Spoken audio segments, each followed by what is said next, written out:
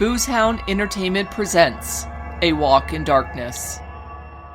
In the beginning, before the Great War, all souls went to heaven regardless of the evil committed while in their human form. Sin did not yet exist. There was no need. While sin did not exist, evil was something few ever escaped from meeting. For this reason, God created the outskirts of heaven, reserved for these evil and damned souls.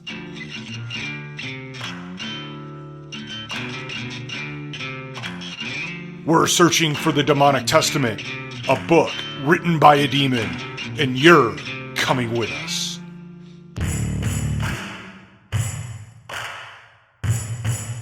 And that's how the Demonic Testament begins. Hey everyone, if you don't have an adult beverage while listening to this episode, you will want to get one, and you might as well just bring the whole damn bottle. That's for sure. All right, so before we get started, I want to let you guys all know that Sutton has fully transcribed the Demonic Testament, but as we mentioned last week, we still have some reservations about releasing it. So we thought it'd be a good idea if we gave a copy to Father Murray to get his take on the whole thing. And he thought it would be a good idea to send some copies to leaders of other faiths that he knows around the world. Yeah, so until we hear back from everyone, we are going to hold off releasing it. But as you guys have been with us since the very beginning, and you're in this just as much as us, this episode will be sort of our Cliff's Notes version. And there's a lot to get through, so we're just going to throw it at you. Right, but first, a bit of a warning. This episode is going to be pretty hard to hear for most people. It really doesn't matter what your beliefs are. Like I said last week, what you're going to hear today, pretty much decimates every single belief system. Right, so consider yourself warned. All right, now let's dive into it. Okay, the first part, or Book 1 as Serath calls it, is called The Beginning. It starts before the Great War and begins with the birth of hell. Right, yeah, so we're all taught that Lucifer is the evil one, but while that's true that Lucifer betrayed God, it's not for the reasons we've led to believe. Yeah, before Lucifer betrayed God and created hell, evil souls went to a special place in heaven called the outskirts. You know, it was basically everything we think hell to be, and all kinds of twisted torture of varying degrees. But here's the kicker. It was God who handed out the torture, not Lucifer. The Great War started because Lucifer called out God for torturing these souls instead of showing them righteousness. And as punishment, God made Lucifer the warden of the outskirts. Which didn't sit well at all with Lucifer. He felt really betrayed by God. Yeah, here's an excerpt. In 3 months, Lucifer created his kingdom, naming the rebellious territory Hell.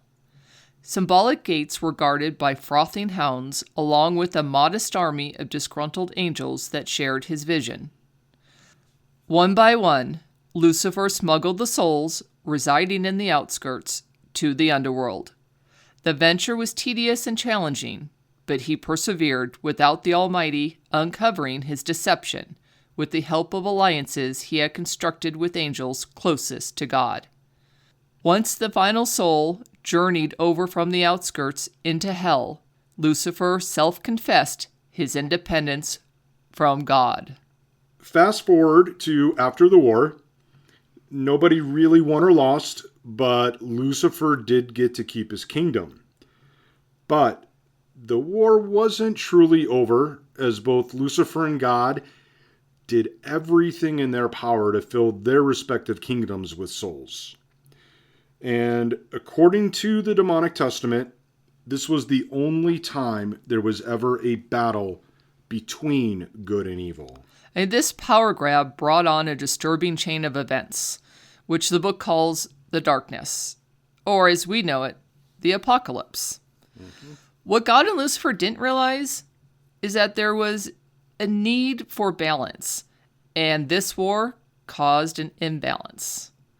And now, to avoid full darkness, God and Lucifer came to an agreement to keep a balance between good and evil. And that brings us to one of the many, many mindfucks in the demonic testament. Yeah, the crucifixion of Jesus Christ. Oh boy, this is going to set people off for sure. Definitely. I mean, Jesus didn't die for our sins. According to Sarath, he died for his own. Or should I say he was killed for his sins against his Father. Right. The resurrection story that we all know is basically an illusion crafted by God to cover up the fact, are you ready for this? To cover up the fact that he killed his son. Because rather than spread his word, Jesus told people to practice pure free will. And here, I'm quoting from the demonic testament now. When Jesus paraded into the old city of Jerusalem, he was greeted by 12 men.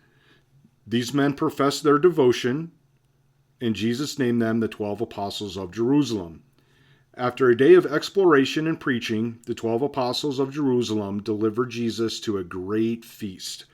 One and all gathered around a communal wooden table adorned with figs, olives, honey, pomegranates, bread, fish, and fruit off the vine.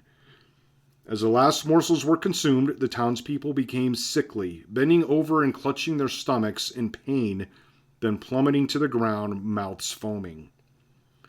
Jesus stood transfixed in shock as all died at his feet. The supper was over, and it would be his last. He turned ready to yell out his Father's name in anguish and gazed upon 12 demons positioned next to each pale and motionless apostle, sprawled onto the dirt.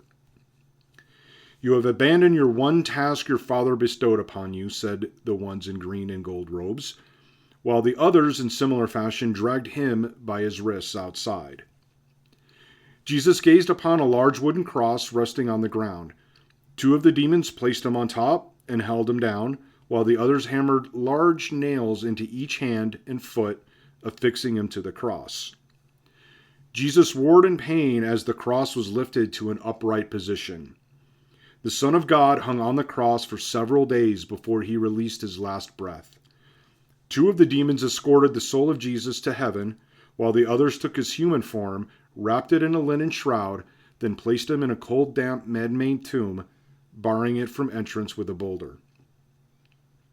When Jesus arrived at heaven's gate, his Father greeted him. My only Son, you have forsaken me, and for your duplicity you shall spend eternity in the outskirts, which will be the dwelling for your soul alone. Well, if you have any hope of Jesus ever coming back, I think that last part sure killed it. Yep, that's for sure. Well, the next few sections talk about God and Lucifer's plan to undo the damage done by what Jesus did and creating the church, which is, of course, the system of worship and beliefs practiced around the world currently. I mean, we won't spend a lot of time on this part, but the original version of the Bible was actually just the 10 Commandments. And even though he was dead, Jesus still had a loyal following. I mean, pure free will is very much in practice, and it was bringing the darkness once again. From the Demonic Testament. The first 4 commandments were conceived for the sole purpose of contradicting everything Jesus had disseminated to his apostles. 1. You shall have no other gods before me. 2. You shall not make for yourselves an idol. 3. You shall not misuse the name of the Lord your God. 4. Remember the Sabbath day by keeping it holy. Commandments 7, 8, and 10 were included to abolish any lasting desire for pure free will. 7. You shall not commit adultery. 8. You shall not steal. 10. You shall not covet. The 9th commandment was to prevent those still loyal to Jesus with a threat, so as not to spread the misguided words of his only Son. 9. You shall not give false testimony. The 6 words in the 9th commandment did little to sway any humans, So God looked down at his creations again and observed 7 distinct behaviors during their debauchery and presented them with the 7 deadly sins. This also did nothing to control the outlandish acts happening on earth. And it wasn't until Lucifer played his role as the evil one that God's will prevailed over pure free will. From the book. Under blood-red skies, Lucifer dispatched a pack of demons to earth to show all the wrath of his evil. Those still indulging in the 7 deadly sins became afflicted with disease. Some only lost their fortunes, while many dropped dead where they stood. The fear of evil slithering into their lives for obeying pure free will caused many to abdicate their current path and adopt the will of God. Mm-hmm. That brings us to book 2, which is all about sin. And it starts with a section explaining how sin was created as a means to control, as we just heard, the 7 deadly sins. And it's really the factor that decides who goes to heaven and who goes to hell. It's the thing that sets the balance between good and evil. The second section is a great story. I've never quite read a story like it before. It's called Sin Like You Mean It, which describes this twisted experiment by God and Lucifer to test how much pure free will it would take to bring on the darkness. I don't know why they would want to do this, but they did. Anyway, so this experiment got so out of control with nonstop orgies and drugs and alcohol consumption that the only way to stop it was to create a massive flood, bringing us to an interesting twist on the Noah's Ark story. Yeah, the next book, book 3, is called The One Rule Which Cannot Be Broken. This entire book confirms what I've been saying, for the last few months. There is no difference between good and evil. In the juxtaposition of good and evil, Sarath spells out how it's not a battle between good and evil, but a battle within good and evil. Sarath writes this in the Demonic Testament. With their pure free will experiment a total failure, God and Lucifer realized they had little control over anything and were forced to accept their roles as rulers of their kingdom and only their kingdom. While the events in the living realm could be influenced, they could not be disciplined. Any attempts to violate the one rule would bring upon the darkness. And that brings us to book 4, which, honestly, I was pretty disappointed with this part about heaven. It's all about heaven, and honestly, the biggest revelations here were that angels do not have souls, and they can, in fact, die. But most of it really just confirms that it's a place for those who follow the righteous path. And I'll just say that if your plan was to live by the word of God so you can live it up in heaven once you get there, then ain't going to happen. It's going to be pretty much more the same. Now, hell, on the other hand, that's the place you want to be. In book 5, we learn that, unlike the outskirts, hell isn't a place of fire and torture. That's just part of the narrative to get people to conform and keep the balance. But after this war with God, Lucifer began to question the concept of righteousness. If God thought torture was righteous, did he really want to support that, right? So, while his original intent was to rehabilitate these troubled souls, he concluded that these souls actually didn't need saving at all. So, hell became a place where you could basically be yourself without consequence. Okay. I'm not quite sure how to put this, but the last part of the Demonic Testament reveals why Wally and I were chosen. The last section in Book 5 talks about demonic possession and its role to reinforce the fact that evil exists and, that people should either fight it or embrace it. I mean, it's just one method Lucifer uses to take souls that would otherwise go to heaven and upset the balance. But it tells a story, and I don't know. I'm not going to read it because it's really personal to Wally. Fuck it. Let's just put it out there, all right? It's about how Sarath was the demon who possessed Sarah, and he's the one that took her soul. And honestly, he's the one that ultimately made me leave the church. Again, from the Demonic Testament. After a long quest, I found the girl, crazy with uncontrollable lust. I knew it would be easy to possess her and lead her to the priest, who was more valuable to me than he could ever be to the church. Sarath really knows how to play the long con. Okay, all right. So, the final book. This book did give me the answers I was looking for. I mean, it wasn't at all what I expected, but this book is called The Unity of Good and Evil, again confirming there is no difference between good and evil. The first section is about purgatory, and if you don't have your glass filled to the brim right now, hit pause and get that right away, because this is going to pretty much blow you away. Mm-hmm. Okay, I gotta take a sip before going on.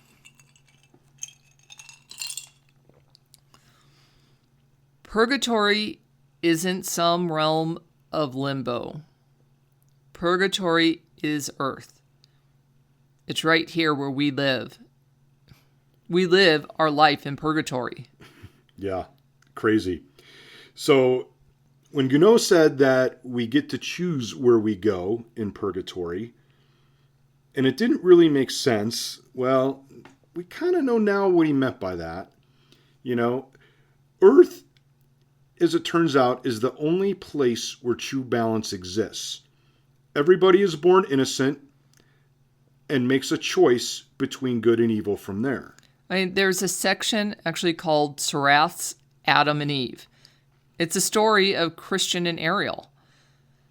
There's the story we know, which is told in God Failed, which you can purchase and read completely for yourself. But this tells the part we didn't know. I mean, the hippies and their practice of pure free will, free love, drugs, booze, it almost brought the darkness in the late 60s and early 70s. And Christian and Ariel were chosen to be the new Adam and Eve, and the couple that would bring harmony and balance to the universe. According to Sarath in the book, Elic, in all his blind rage, could not see we were being manipulated into delivering these children together. Before this, I was devoted to Lucifer. I alone became his second in command. He cursed purgatory. I loved every large and small secretion that came out of it. So like any good soldier, I took his place. I did the labor meant for the devil. The task Lucifer sent me to do crossed a line I was unwilling to cross.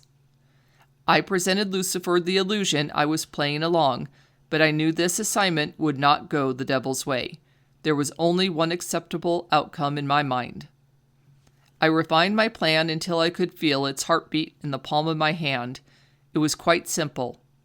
I would steal Christian soul, keeping it for myself. I was never anyone's pawn. But stealing souls wasn't his only plan. He had plans for those souls.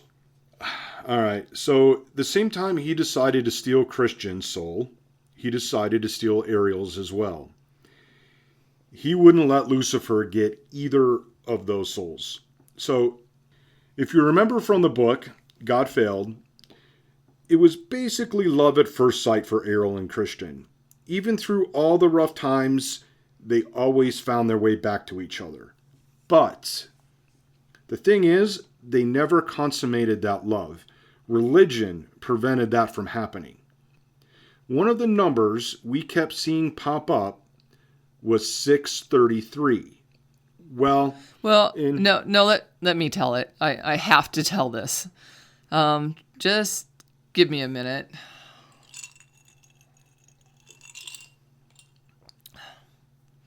Okay, section 633, or 633, is called the Child of Fire. And we know that after Christian's death, Ariel turned her back completely on religion. I mean, in many ways, she practiced pure free will. She basically turned the 7 deadly sins into her bucket list.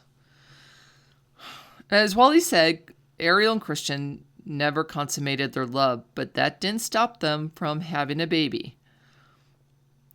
I'm going to read this. My kingdom will be different. I will unify good and evil together for eternity, starting with joining 2 things very precious. Using the souls of Christian and Ariel, I forged the chosen one who epitomizes everything good and evil does not. My scenario needed the proper surrogate, and she came to me in the very place it all began, the Harrington house. She was absolute in every way, the human form of an angel, but the mind of a demon. Even the scent that rolled off her was Ariel, but equally important, she had Christian's blood in her veins. I impregnated Sutton, my exquisite surrogate, with the souls of Christian and Ariel. She would not bring forth life after 9 earthly months. I needed only 9 days. The mother of the chosen one would suffer physically and mentally, but she must endure this pain, for she will need the strength that builds within it. So it turns out that I was... Sutton, look out the window. What? Oh, holy shit! Okay, guys, so a group of hooded figures is walking down the street towards our house. Let's see. There's not a lot of them. Let's see. 1, 2, 3, 4, 5, 6. There's 6 of them. Look over there. It looks like 6 more coming from that end, Wally. Oh, shit. Okay, well, the figures are stopping in front of our house. Well, 6 of them are lined up on the sidewalk facing outward, except that one who looks to be looking up at us. That's creepy. I wonder where the other ones went. They're back here, lined up along the fence in the alley. What the hell? Okay, so we got 6 in front and 6 in the back. That makes 12, each wearing a black hooded robe with a red stripe down the back. Sort of like what a monk might wear, but way more menacing looking. Who the fuck are they? Well, if I had to guess, I'd guess that they're the apostles of the demonic. And what do they want? Hold on a second. Okay, I just got a text from Father Murray. It says, it's going down. What's going down? This has been the Supernatural Thriller Podcast, A Walk in Darkness, produced by Boozehound Entertainment. Follow A Walk in Darkness on Instagram and Twitter, and don't forget to subscribe.